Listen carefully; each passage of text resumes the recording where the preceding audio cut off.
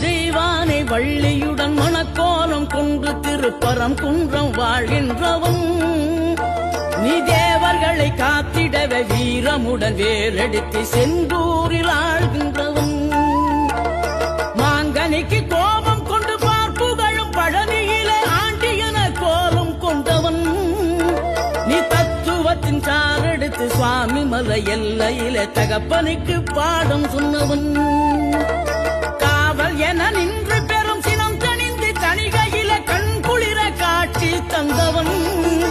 நீ பாங்குடனே கருள் தரவே பழம் முதிரும் சோலையில பரஞ்சோதியாய் நின்றவன்